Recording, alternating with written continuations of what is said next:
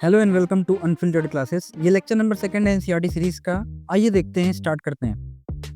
Last lecture में हमने बात कर लिया था कि यहाँ तक कि कार्ल लिनियस जो था, हम लास्ट में LINN यानी कि एब्रीवेशन शो करते हैं कि जिस इंसान ने, जिस साइंटिस्ट ने या फिर जिसने भी पर्टिकुलर स्पीसी को डिस्कवर किया हो। ठीक है, तो हमको स्टार्ट करना है यहाँ से आज। ठीक है, सेकंड लेक्चर में चलिए। Since it is nearly impossible to study all the living organism, it is necessary to devise some means to make it possible. अब इतने 17 से 18 लाख ऑर्गेनिज्म के बारे में हम एक साथ तो पढ़ नहीं सकते, तो हमको एक तरह का सिस्टमैटिक मतलब एक प्रोसीजर होगा, एक कैटेगराइज कंडीशन होगी, एक कैटेगराइजेशन होगा, जिसको हम लोग बोलते हैं this process is called classification. और इसको हम लोग क्या बोलते हैं? इसको हम लोग बोलते हैं क्लासिफिकेशन। ठीक है, कह रहा है classification is the process by which anything is being grouped into convenient category based on some easier observable character। देखो, क्लासिफिकेशन एक ऐसा तरीका है जिसको हम एक कन्वीनियंट वे में किसी भी चीज को ऑर्गेनाइज करके रख दें, उसके कुछ ऑब्जर्वेबल फीचर्स को देख के। ऑब्जर्वेबल फीचर्स का मतलब मेरा ये समझो, ऐसे फीचर्स जो आप ऑब्जर्व कर सको, देख सको, ऐसे फीचर्स को हम लोग बोलते हैं मॉर्फोलॉजिकल फीचर्स। ऐसे फीचर्स को हम क्या बोलते हैं? ऐसे फीचर्स को हम कहते हैं morphological features.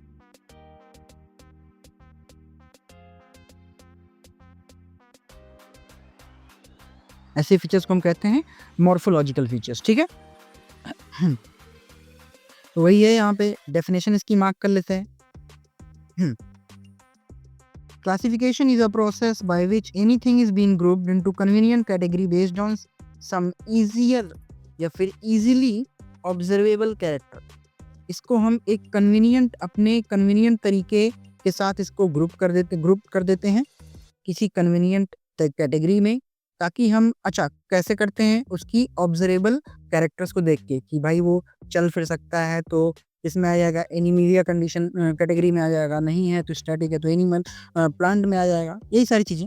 For an example, यहाँ पे एग्जाम्पल कह रहा है, देखो, for an example we easily recognise groups such as plants and animals. वही चीज कह रहा है, हम आसानी से देख सकते हैं और पहचान भी लेते हैं। हम आसानी से देख भी लेते हैं और पहचान भी लेते हैं प्लांट्स को और एनिमल्स को। अब आखिर ऐसा क्यों हुआ? क्योंकि उसके कुछ कॉमन और डॉग्स, कैट्स, इंसेक्ट्स, हम इनमें डिफ्रेंशिएट कर लेते हैं। क्यों? देखो, कह रहा है the moment we use any of these terms we associate certain characters with the organisms in that group. तो हम इसके कुछ कैरेक्टर जानते हैं, जैसे कुत्ते का क्या है, भौंकना, और बिल्ली का क्या है, म्याऊं म्याऊं करती है। तो हमारे मतलब हमारे ब्रेन की हमें इमेज बन चुकी है, हमारे दिमाग में ऐसी इमेज है कि ये अगर ऐसा साउंड आएगा तो ये है, ये ऐसा साउंड आएगा तो ये है, उसी हिसाब से। वही कह रहा है कि what image do you see when you think a dog? भौंकने की, ऑब्वियस बात है। और वही कह रहा है यहाँ पे, obviously each one of us will see dog and not cat. ठीक है, now if we never think of Celestians, we know what we were talking about। कहने का मतलब, हम लोग अगर किसी भी चीज के बारे में सोच लें, मतलब नाम अगर कोई आपके सामने बोल दे, तो आप चाहो या ना चाहो उसके फीचर्स आपके दिमाग में आ जाएंगे। और वही फीचर्स होते हैं नेचुरल ऑब्जर्वेबल फीचर्स, जिनके बेसिस पे हम कैटेगराइज करते हैं, जिसको हम लोग कहते हैं क्लासिफिकेशन। ठीक है, कह रहा है similarly suppose we were to say mammals। ठीक है, you would of course think of animals। अगर मैं mammals बोलता हूं तो ऑब्वियस बात है आपके दिमाग में एनिमल्स के बारे में ही आएगा। ठीक है, विथ एक्सटर्नल ईयर, जिसके पास बाहर कान होगा, बॉडी हेयर्स होंगे। ठीक है, likewise in plants we try to talk of wheat. अगर मैं जैसे गेहूं की बात करता हूं, प्लांट्स में जैसे मैं गेहूं की अगर बात करता हूं, the picture in each of our mind will be of wheat plant. हमारे दिमाग में गेहूं के प्लांट का इमेज बन जाता है। ठीक है, कुछ ऐसा सा, ठीक है, कुछ ऐसा सा बन जाता है ना, जो ऐसे से निकला होता है, ऐसा। ठीक है, नॉट राइस, तो हमारे दिमाग में चावल का इमेज नहीं बनेगा, बट गेहूं का जरूर बन जाएगा, और एनी अदर प्लांट, ठीक है। हेंस ऑल दीज, चाहे वो डॉग्स हो, कैट्स हो, मैमल्स हो, वीट हो, राइस हो, कोई प्लांट हो, एनिमल हो, etcetera, are convenient categories we use to study organisms. ये सारी कुछ ऐसे हमारे कन्वीनियंट कैटेगरीज हैं जिसके थ्रू इन सभी ऑर्गेनिजम्स को पढ़ सकते हैं कैटेगराइज करके, ठीक है। कह रहा है the scientific terms for these category is taxa. अब इन सभी चीजों को कैटेगराइज करने के लिए जो साइंटिफिक टर्म है उसको हम क्या कहते हैं, उसको हम कहते हैं टैक्सा। अब समझने वाली बात यह है, देखिए कह रहा है नेक्स्ट कह रहा है कि here you must recognize that taxa can indicate categories at very different levels। कहने का मतलब कह रहा है ये जो टैक्सा होगा ये हर एक अलग अलग लेवल पे कैटेगरीज को शो कर सकती है। जैसे देखिए कह रहा है प्लांट्स हो गए, ठीक है, plants also form a taxa, plants भी एक टैक्सा बनाते हैं। कैसे, देखिए वीट, गेहूं, wheat is also a taxa, गेहूं भी एक टैक्सा है। सिमिलरली एनिमल्स में मैमल्स हो गए, जो dogs are all taxa, animal हो गया, मैमल्स हो गए, डॉग्स हो गए, ये सब एक टैक्सा है। देखो but you know that a dog is a mammal and mammals are animals, ठीक है। आपको पता है ये सारे अलग अलग टैक्सा हैं, लेकिन अच्छा ये सब अलग अलग टैक्सा आप चाहे बोल दो, लेकिन आपको पता है कि डॉग जो है एक तरह का मैमल है, तो वो एनिमल ही है क्या। देयरफॉर एनिमल्स या फिर mammals and dogs represent taxa at different level. हैं ये सारे एनिमल ही हैं, लेकिन ये हर एक लेवल पे अलग अलग टैक्सा इनको बोला जाता है, अलग अलग टैक्सा है इनका, ठीक है।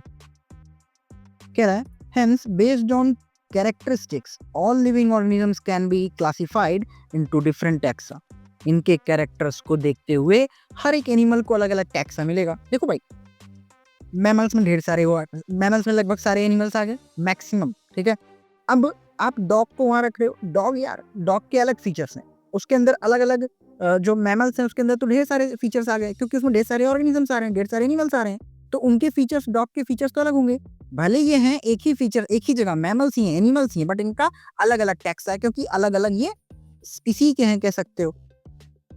वही कह रहा है this process of classification is called taxonomy. अलग अलग टैक्सा को क्लासिफाई करने का प्रोसेस कहलाता है टैक्सोनॉमी, ठीक है। क्या है external and internal structure along with the structure of cell development process ecological information of organism are essential and forms the basis of modern taxonomical study। देखो अब अगर बात कोई करे कि भाई मॉडर्न टैक्सोनॉमिक स्टडी क्या होती है, तो उससे कहना मॉडर्न में कुछ फीचर्स बढ़ जाते हैं। जैसे क्या क्या, जैसे एक्सटर्नल और इंटरनल स्ट्रक्चर भी देखेंगे अब इसमें, ठीक है। साथ ही साथ स्ट्रक्चर ऑफ सेल, उनकी सेल की स्ट्रक्चर कैसी है, ठीक, उनमें डेवलपमेंट कैसा हो रहा है, डेवलपमेंट का प्रोसेस कैसा है उनका, इकोलॉजिकल इंफॉर्मेशन ऑफ ऑर्गेनिज्म कैसी है, ऑर्गेनिज्म की इकोलॉजिकल इंफॉर्मेशन कैसी है, ठीक है। ये सारी चीजें जो हैं इसेंशियल होती हैं ताकि हम मॉडर्न टैक्सोनॉमिक स्टडी को पढ़ सकें। तो मतलब आप कह सकते हो कि मॉडर्न टैक्सोनॉमिकल स्टडी में क्या क्या चीजें आएंगी, तो इस पैराग्राफ की चीजों को आप डाल सकते हैं, ठीक है।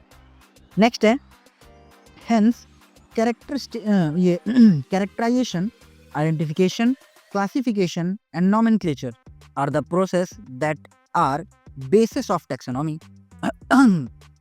तो आप समझिएगा कि टैक्सोनॉमी में क्या क्या चीज बेस बनाती है।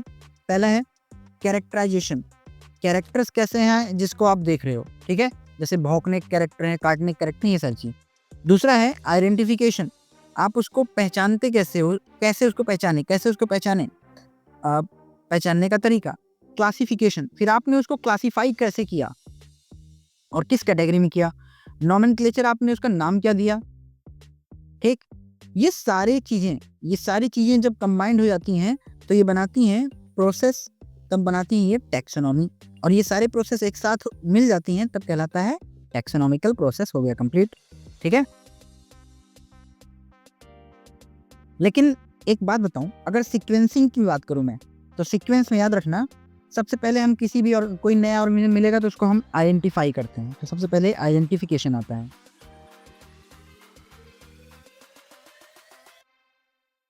ठीक है, पहला स्टेप। ठीक है, सेकंड स्टेप पे आता है नामीकरण यानी कि नॉमेनक्लेचर। ठीक है, और तीसरा स्टेप आता है क्लासिफिकेशन।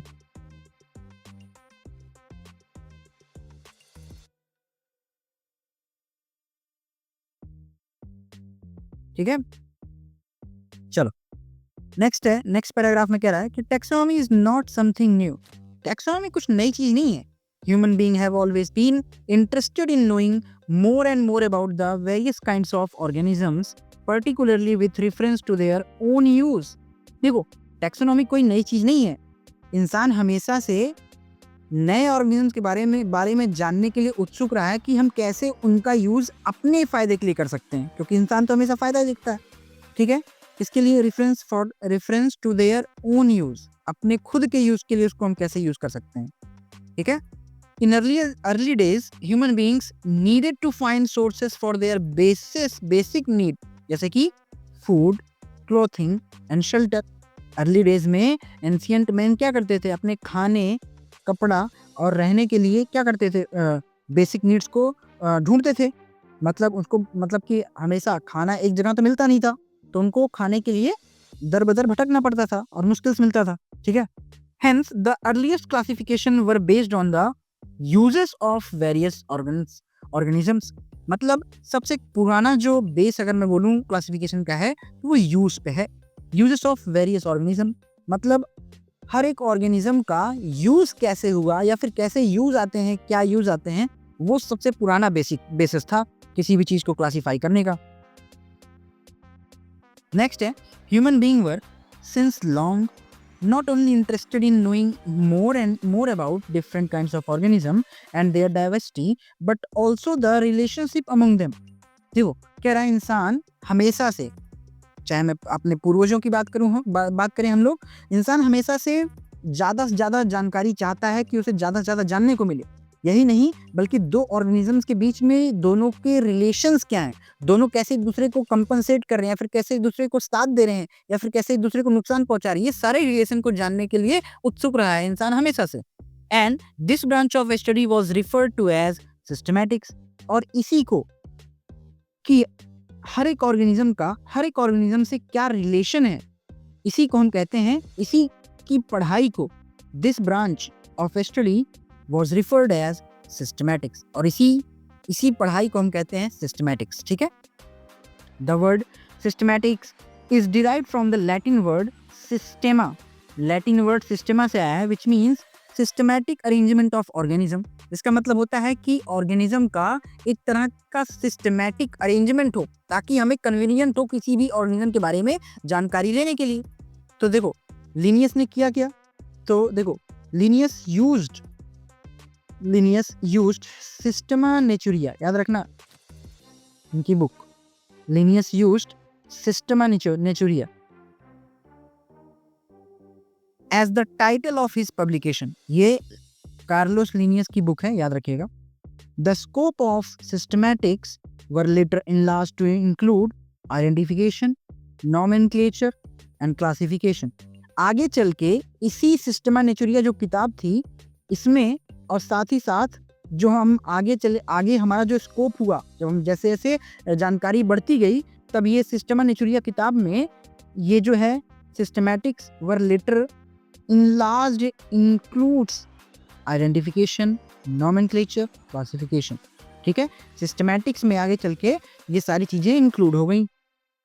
ठीक है, अब हम बात करते हैं 1.2 हमारा टैक्सोनॉमिक कैटेगरीज के बारे में। ठीक है, अब हम देखेंगे टैक्सोनॉमिक कैटेगरीज के बारे में। चल देखिए, कह रहा है classification is not a single step process but involves hierarchy of steps in which each steps represents the rank और कैटेगरी। कह रहा है क्लासिफिकेशन कोई एक सिंगल स्टेप प्रोसेस नहीं है, ये कई स्टेप्स है, एक हायरार्की, एक तरह की सीढ़ी है, लैडर है, जो कि हर एक स्टेप्स जो होता है उसे हर एक स्टेप जो होता है वो रिप्रेजेंट करता है एक एक रैंक। जैसे आप अगर जैसे मान लो आप पुलिस में ही देखते हो, एक रैंक है, एसआई क्या है, एक सब इंस्पेक्टर क्या है, एक रैंक है, उसके ऊपर क्या है, सब इंस्पेक्टर के ऊपर आता है मतलब कि एसएसआई आता है, सीनियर सब इंस्पेक्टर आता है, उसके ऊपर आता है डीएसपी आता है, उसके ऊपर एएसपी आ जाएगा, फिर एसएसपी आ जाएगा, ऐसे ऐसे तक फिर चीजें चलती हैं। ये सारी देखो ना, एक से बढ़ के एक के ऊपर क्या है, एक तरह का हायरार्की है ये, और हर एक स्टेप क्या है, एक तरह का अपने आप पे एक रैंक है। वही कह रहा है क्लासिफिकेशन वही चीज है, ठीक है। कह रहा है since the category is a part of overall taxonomic arrangement, it is called the taxonomic category। अब ये अरेंजमेंट एक साथ हो गया है तो जिसको हम बोल देते हैं टैक्सोनॉमिक कैटेगरी हो गई है, ठीक है। क्या है, and all categories together constitute the taxonomic hierarchy, और यही सारी कैटेगरीज एक साथ अगर लाइन से लिख दें तो बन जाती है टैक्सोनॉमिक हायरार्की। जैसे हम कहना क्या चाह रहे हैं आप समझो, हम बताना चाह रहे हैं कि जैसे देखो, जैसे सबसे ऊपर आता है किंगडम, अभी हम आगे इस चीज को देखेंगे, ठीक है। जैसे किंगडम, देन उसके बाद आता है फाइलम, एनिमल्स के लिए फाइलम आता है, प्लांट्स के लिए division, then class, then order, then family,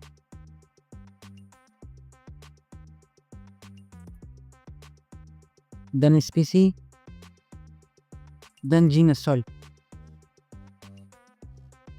then सबसे लास्ट में आता है हमारा स्पीसी, ठीक है, ठीक है, समझना। तो देखो ना, वही मैं जो कह रहा हूं कि देखो हर एक चीज अपने आप में क्या है, रैंक है, और सारी चीजें एक साथ कंबाइंड हो गई हैं, तो इसको ये क्या है, एक तरह का, ये क्या हो गया, एक तरह का हायरार्की है, सीढ़ी बन गई ना देखो, ठीक है। और वही कह रहा है, अब जब इसको एक साथ कंबाइन कर देते हैं तो इसको हम लोग बोलते हैं टैक्सोनॉमिक हायरार्की, ठीक है। चल नेक्स्ट है, each category refer to as a unit of classification. हर एक कैटेगरी क्लासिफिकेशन की एक यूनिट को दर्शा रही है, ठीक है। In fact represents a rank and commonly termed as taxon. अब हर एक को आप टैक्सॉन भी कह सकते हो, हर एक को आप क्या कह सकते हो, इनको आप टैक्सॉन भी कह सकते हो, ठीक है। कह रहा है taxonomic category and hierarchy can be illustrated by an example. Insects represents a group of organism sharing common features like 3 pair of jointed leg। जैसे कह रहा है, आप इसको एक एग्जांपल समझो, जैसे इंसेक्ट्स क्या है, इंसेक्ट्स में तीन जॉइंटेड पेयर्स ऑफ लेग्स जो होते हैं वो क्या है, एक तरह का उनका कॉमन फीचर है, ठीक है। तो इससे हम समझते हैं, कह रहा है it means insects are recognisable concrete object which can be classified and thus were given a rank or category। Can you name such group or organism? ठीक है, इंसेक्ट का, ठीक है। कह रहा है remember a group represents category. एक group जो होगा वो कैटेगरी बताएगा, जैसे ये एक कैटेगरी है, कैटेगरी फर्दर डिनोट्स रैंक। अब ये कैटेगरी आगे चल के एक रैंक को डिनोट करेगी, जैसे each rank of taxon in fact represents a unit of classification। हर एक क्या है, यूनिट ऑफ क्लासिफिकेशन बताती है। These taxonomic groups categories are distinct biological entity and do not merely morphological aggregates and do not merely morphological aggregate। मतलब समझो, अब ये जो चीजें हैं ना, ये मॉर्फोलॉजिकल फीचर को एग्रीगेट नहीं, एग्रीगेट मतलब कि समेटना, मॉर्फोलॉजिकल मतलब जो ऑब्जर्वेबल फीचर होता है, जो हम देख के बता सकें। अब ऐसा नहीं है, अब इन सारी फीचर्स को हम सिर्फ और सिर्फ मॉर्फोलॉजिकल फीचर से नहीं इंक्लूड कर सकते कि देखने में ऐसा है तो ऐसा होगा ना, तभी तो हम सिस्टमैटिक पढ़े, ताकि हम क्या कर सकें, मॉडर्न चीज को पढ़ सकते हैं, उसके सेल स्ट्रक्चर कैसा है, उसकी सेल वॉल की स्ट्रक्चर कैसी है, वो सारी चीजें जान के करेंगे, ठीक है। देखो कह रहा है कि taxonomical studies of all known organisms have led to the development of common categories such as kingdom, phylum or division for plant, class, order, family, genus, species, ठीक है। यही चीज हमने लिख दिया उधर। देखो सबसे ऊपर किंगडम, देन फाइलम एनिमल्स के लिए और किंगडम फाइलम एनिमल्स के लिए और डिवीजन प्लांट्स के लिए। then class, then order, then family, then genus, then species. ठीक है? All organisms includes those of plants and animal kingdoms have species as the lowest category. चाहे प्लांट हो चाहे एनिमल हो, स्पीसीज जो होती हैं, species, this is the lowest category. Now the question you may ask, how to place an organism in various categories. कैसे हम हर एक ऑर्गेनिज्म को एक पर्टिकुलर कैटेगरी में प्लेस कर सकते हैं. The basic requirement is the knowledge of characters of an individual और ग्रुप ऑफ ऑर्गेनिज्म. ये तभी हो पाएगा जब आपको क्या होगी, नॉलेज होगी किस चीज़ की, कैरेक्टर्स ऑफ इंडिविजुअल और ग्रुप ऑफ ऑर्गेनिज्म. या तो अगर एक है तो उसके बारे में जानिए, ग्रुप है तो उन सब के बारे में जानिए. ठीक है? इससे होगा क्या, this helps in identifying similarities and dissimilarities among the individuals of same kind of organism as well as other kind of organism. इससे क्या होगा कि अब आप उनमें क्या सिमिलैरिटीज हैं, क्या डिससिमिलैरिटीज हैं, इसके बेस पे आप उनको डिवाइड कर सकोगे और उनको अच्छे से प्लेस कर सकोगे. याद रखना, जिस ऑर्गेनिज्म के बारे में आप जितना ज़्यादा डीप नॉलेज रखोगे उसको उसकी उतनी ही अच्छी कैटेगराइजेशन पॉसिबल होगी. ठीक है? चलिए, अब हम टैक्सोनॉमिक हायरार्की का सबसे लोवेस्ट है, याद रखिए हम नीचे से ऊपर चलेंगे. यानी हम सबसे पहले क्या पढ़ेंगे, यानी कि हम सबसे पहले पढ़ने वाले हैं स्पीसी के बारे में. सबसे पहले हम स्पीसी के बारे में पढ़ने वाले हैं. ठीक है? चलिए, तो आज के लेक्चर में इतना ही छोटा रखता हूँ, थोड़ा इसको यहीं पर रोकता हूँ. ठीक है? नेक्स्ट लेक्चर में हम ये पूरा स्पीसी खत्म कर देंगे. स्पीसी, जीनस, देन ये family, order, class, phylum, division, kingdom सब खत्म कर देंगे नेक्स्ट लेक्चर में. ठीक है? बाकी आपको अगर जरा भी वीडियो ये अच्छी लगी हो तो प्लीज़ इसको आप लाइक, कमेंट, शेयर जरूर करना, शेयर उसके साथ करना जिसको ज़रूरत हो. मिलते हैं आपसे नेक्स्ट पार्ट में. Till then stay healthy and thank you so much for watching.